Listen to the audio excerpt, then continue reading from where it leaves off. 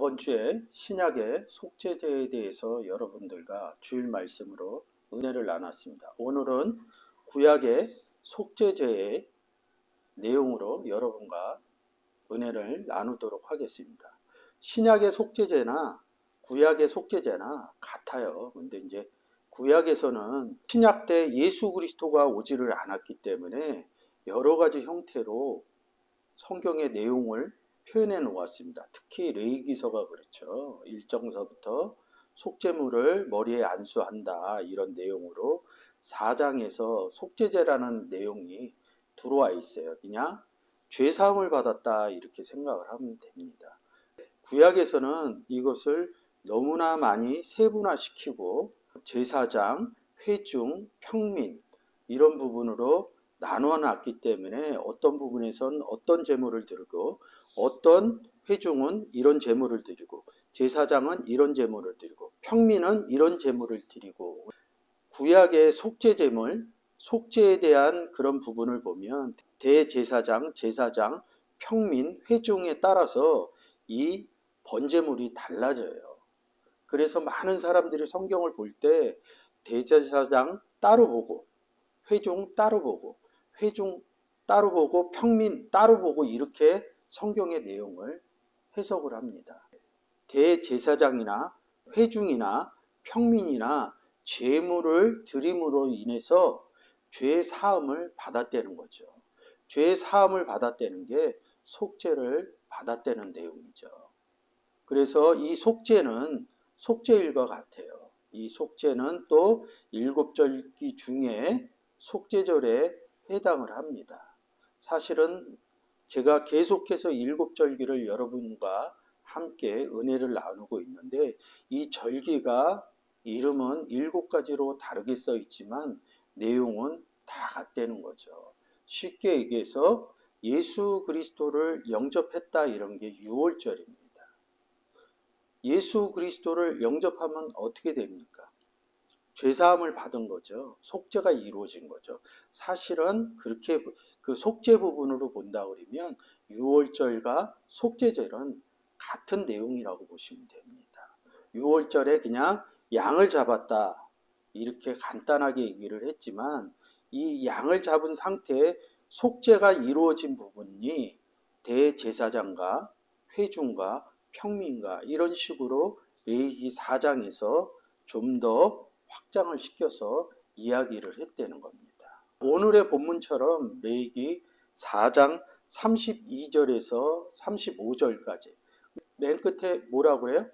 그가 사함을 얻으리라 이렇게 얘기합니다. 이 얘기는 뭐냐면 속죄 제물을 드렸을 때 사함을 받았다는 거죠. 근데 이 레위기 4장을 보면 레위기 4장 3절에서는 제사장이 범죄하였을 때 속죄 제물을 드리고요. 13절에서는 회중이 여호와께 그릇 범하여 허물이 있으므로 이렇게 갖고 또 속죄제를 드립니다. 22절에는 족장, 각 지파의 족장이 범죄했을 때 속죄제를 드리고요. 오늘 여러분과 같이 보는 레위기 4장 32절서부터는 27절에 평민이 범죄했을 때 이런 내용으로 쓰인 겁니다.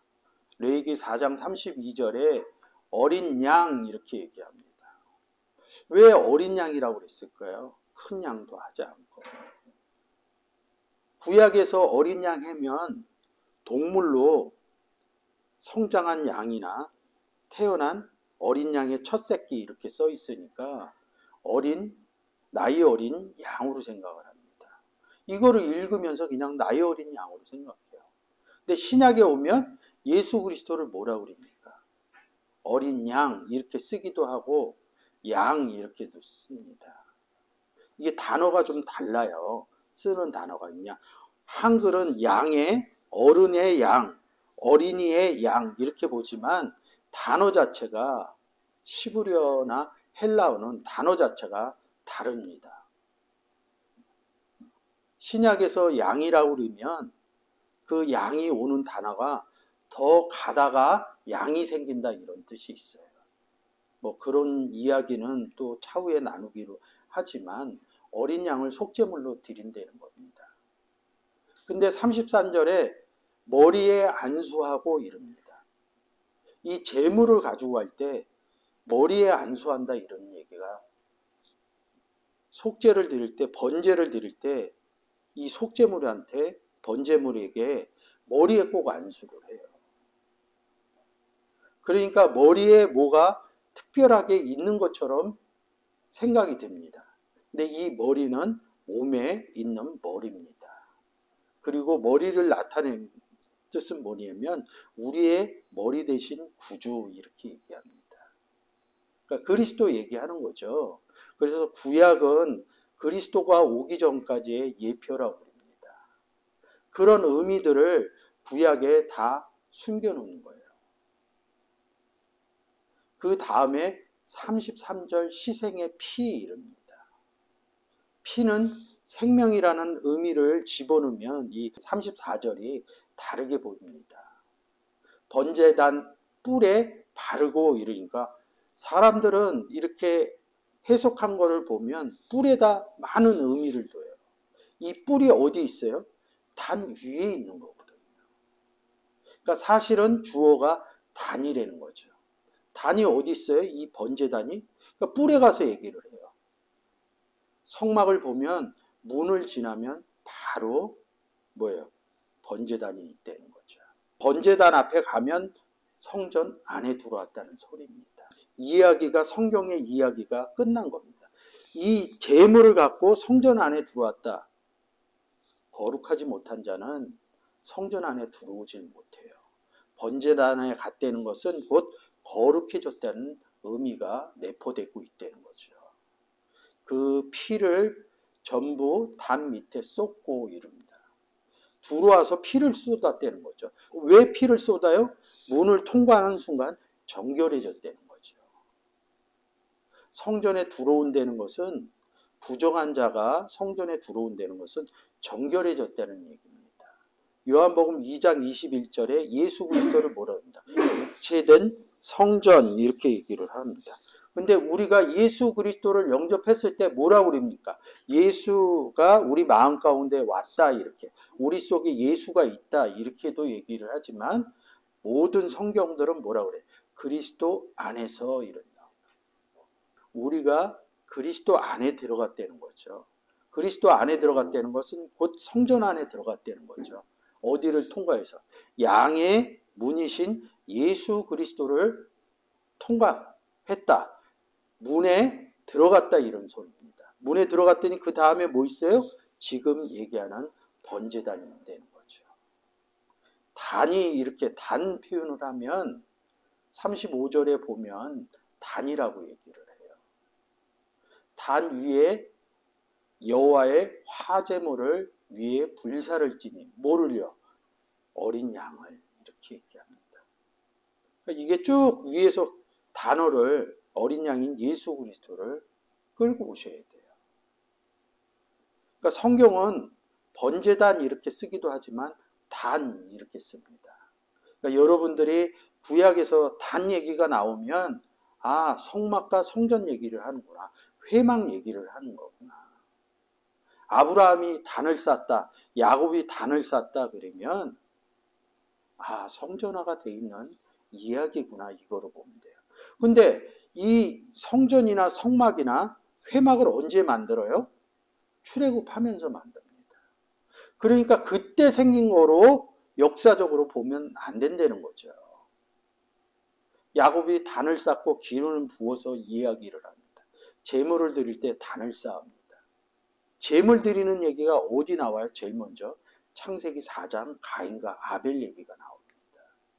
그때 단의 의미와 성전의 의미를 드리면, 제물을 어디다 드려요? 범죄했을 때? 제물 드릴 때 성전 가서 드리잖아요. 그러면 창세기 4장에 하나님, 여호와 하나님께 제물을 드렸다 이러면, 성전 얘기가 떠오르면 창세기 4장 얘기가 달라진다는 거죠. 우리는 어디 가서 제물 드립니까? 교회 와서 제물 드리죠. 교회를 일반적으로 성전이라고 그러는데 조금 의미가 다르죠. 이 성전에는 누가 계셔요? 예수 그리스도가 계시고 하나님이 계십니다. 성전에 제물 드리러 갔다 이러는 것은 곧 하나님께로 갔다 이런 뜻입니다. 근데 하나님은 어디 계셔요? 요한복음 10장 30절에 뭐라 그럽니까? 아버지와 나는 하나다 이런다. 그러면 제물 드리러 아버지께 어디로 가야 됩니까? 성전으로 아버지가 있는 곳으로 가야 되는데 이 아버지가 있는 곳으로 가려면 예수 그리스도를 거치지 않고는 갈 수가 없어요. 그래서 요한복음 14장 6절에서 뭐라 그럽니까? 나로 말미암지 않고는 아버지께로 갈 자가 없다는 겁니다. 제물 드리러 가려면 나로 예수 그리스도로 말미암지 않고는 아버지께로 갈 자가 없다. 예수인 나, 성전인 나, 성경에서 번제물 드리는 얘기가 달라지겠죠. 속죄물 드리는 이야기가 달라지겠죠. 아버지께 예물 드리는 게 무엇이냐? 예물을 드리기 위해서 첫 번째 그리스도 안에 들어가야 된다. 우리의 추수감사절의 예물은 아버지께 드린다 이렇게 말씀을 드렸습니다. 예물을 드리는 것은 곧 예수 그리스도를 전해서 예수 그리스도를 영접을 시켜야 아버지께 예물을 드릴 수 있다고 이렇게 말씀드렸습니다. 35절에 그 모든 기름을 화목제 어린 양의 기름을 취한 것 같이, 어린 양을 취했다는 얘기입니다. 뭐 기름으로 뭐 죄가 있다, 콩팥이 있다, 이것은 차후의 얘기고요. 그 모든 기름, 어린 양의 기름을 취한 것. 그러면 이 기름이 어디서 나왔다는 거예요? 어린 양에서 나왔다는 거죠. 그러니까 또 잘못 푸는 거예요. 번제잔처럼. 그 어린 양을 설명해 주기 위해서 기름을 설명하는 건 괜찮아요. 근데 어린 양을 제껴두고 기름을 설명으로 한다 그러면 그 얘기가 이루어지지 않습니다. 성경은 예수 그리스도에 대해서 얘기하는 거고 기름 같은 것은 예수 그리스도를 설명해 주기 위한 부연 설명이라는 거죠. 근데 많은 분들이 구약을 설명하면서 이 기름에 분명히 특별합니다. 뭐가 더 중요한 것이 있는 것처럼 설명을 해주지만 주체는 어린 양이라는 거죠. 주체는 번제물이라는 거죠. 번제물이 주체지 위에서 보면 소, 염소 이렇게 얘기합니다. 그러면서 거기에서도 기름에 관한 것을 얘기를 합니다. 기름을 불사른다 이렇게 얘기를 합니다. 불을 어디서 살라요? 불 사른다 그러니까 불 갖다 살르는 거로 봐요. 번제단에서 사른다는 얘기입니다. 정결케 하는 역사가 있다는 겁니다. 불로 태웠다. 다르게 불, 하나님 말씀은 불이요 이렇게 히브리서에 써 있습니다. 그것을 번제단 의미에다 집어넣으면 예수 그리스도가 들어갔다 이런 얘기로 변하기 때문에 번제단 내용을 쓰는 겁니다. 기름에 중요한 게 있는 것이 아니라 어린 양을 취했다 이런 것을 봅니다. 우리가 어린 양 취한 거 아닙니까? 신약으로 가면 취했다, 받아들였다, 람바노했다 이런 부분이거든요. 어린 양의 기름 취한 것으로 보면 안 돼요.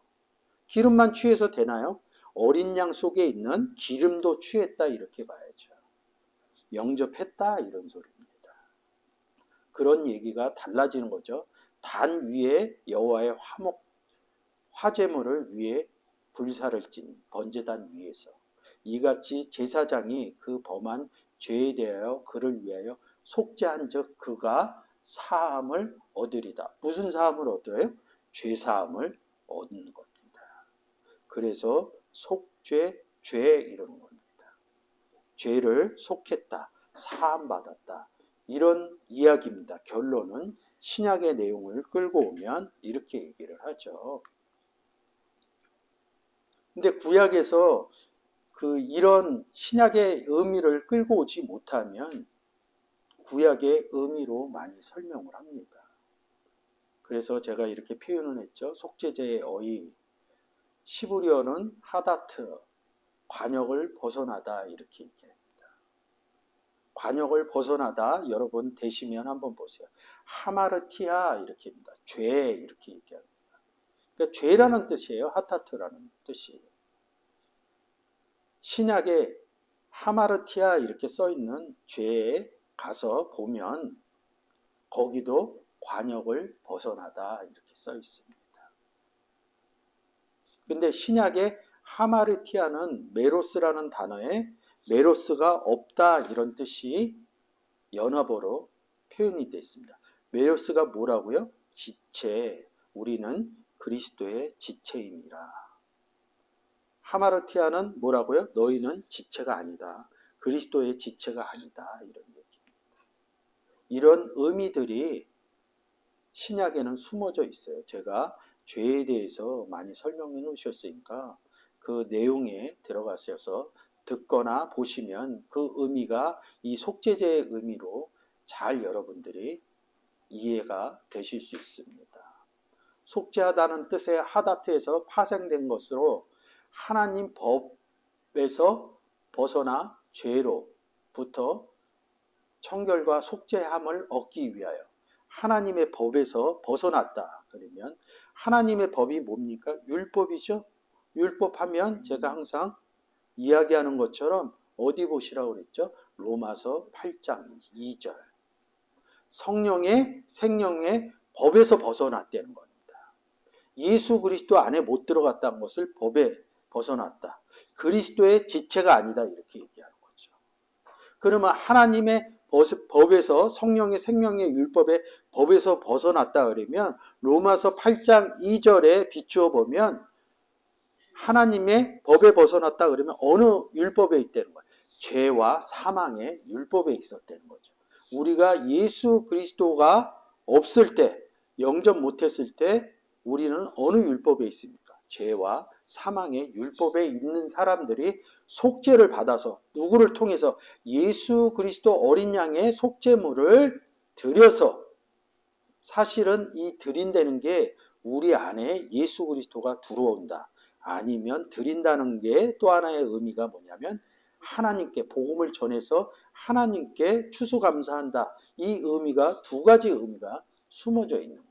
내 의미로 할 때는 예수 그리스도 양이 우리 가운데 오셔서 죽고 살아나는 속죄의 의미가 있고요. 이런 속죄를 받은 사람이 속죄만 받고 끝난 겁니까?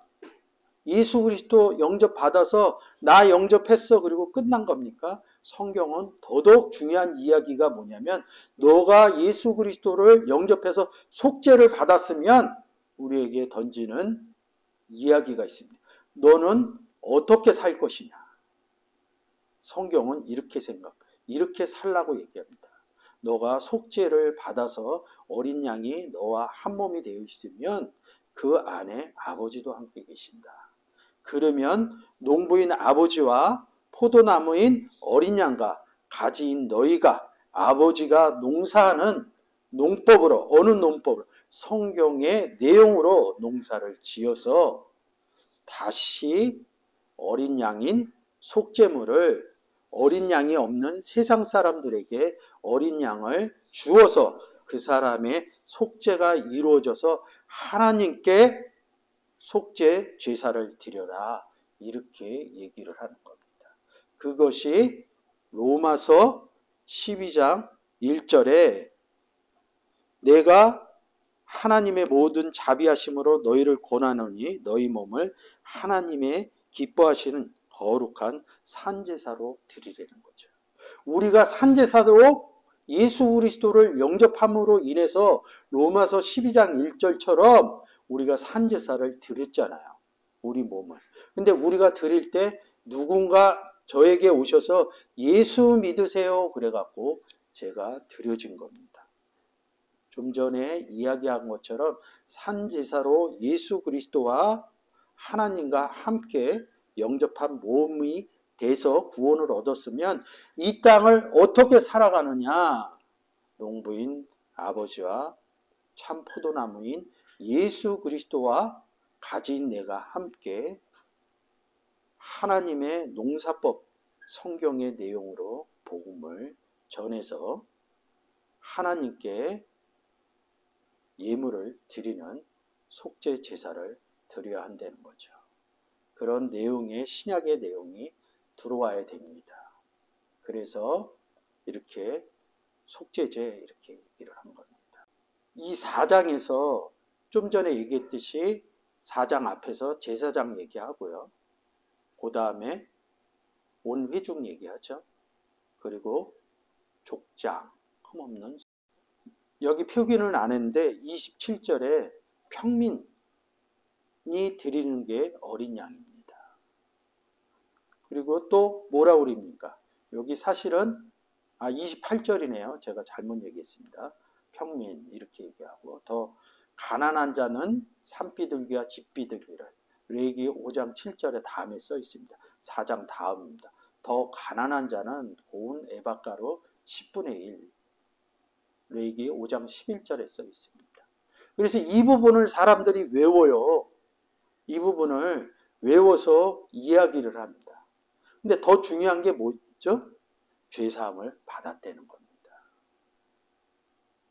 사실은 이 흠없는 숫송아지나 숫송아지, 수염소, 염소 하면 뭐 얘기해요? 광야로 내보내는 아세살, 염소 한번 설명드렸죠. 흠없는 암염소, 어린 양 이렇게 얘기합니다. 산비둘기, 고운 가루, 이게 다 예수 그리스도를 이야기하는 내용입니다. 그래서 많은 사람들이 이 내용으로 이 속죄제 드릴 때 이렇게 드린다, 이 부분을 얘기를 하는데, 그 부분보다 더 중요한 것은 무엇이냐면 제물을 드림으로 인해서 죄사함을 받았다는 이런 내용입니다. 속죄제는 죄사함을 받았다, 이렇게 생각하시면 됩니다. 이 내용이 속죄제와 속건제의 차이가 있어요. 속죄제는 오늘 설명한 대로예요. 제가 볼 때는 속죄제는 달리 범죄한 일 배상할 수 없는 죄, 속죄제는 이렇게 얘기하고, 속건제는 배상이 가능한 죄, 그러니까 배상 뭘 드린다는 뜻이거든요.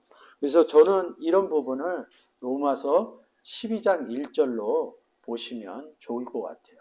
제가 설명했듯이 제가 거룩한 산제사가 됐고, 거룩한 산제사 사람이 다시 하나님께 드리는 이런 것들이 속건제라고 저는 보여집니다. 여러분들이 아시듯이 이 속죄제는 어린 양을 영접함으로 인해서 죄사함을 받는 사건이라고 보면 됩니다. 신약의 속죄제나 구약의 속죄제나 같은 내용이라는 거죠. 신약에는 속죄제를 시브리에서만 딱 써놨어요. 그리고 속죄제를 레위기에서는 굉장히 자세하게 써놨습니다. 이 내용을 영접하는 부분에서 여러분들이 보면 이 속죄제의 의미를 깨달을 수 있습니다. 근데 이 영접하는 부분을 중요시 생각하지 않으면, 내가 예수 그리스도를 영접한 부분을 중요시하게 생각하지 않으면 이 속죄제가 풀리질 않아요. 그리고 특히 시브리서에 가고 속죄제 내용을 보면 제사장이 하는 일로 자꾸 보는 거예요. 구약의 내용으로 갑니다. 근데 시브리서 3장 1절에서 대제사장인 예수 그리스도를 생각하라 이럽니다. 그리고 우리를 뭐라고 그럽니까? 베드로전서 2장 9절에서 우리를 제사장이라고 얘기를 하잖아요. 왜 우리가 제사장이 됐어요? 언제 우리가 기름을 부어서 에봇을 입고 제사장이 됐습니까? 구약에서는 기름 붓고 에봇 입고 이러거든요. 근데 그것을 뭐라고 그래요? 예수 그리스도를 영접한 것을 고린도후서 1장 21절에서 그리스도 안에서 하나님이 우리에게 기름을 부었다 얘기합니다. 구약에서는 제사장이 제사장에게 기름을 붓지만 신약에 오면 그리스도 안에서 들어간 것을 하나님이 직접 우리에게 기름 부었다 이렇게 얘기를 합니다.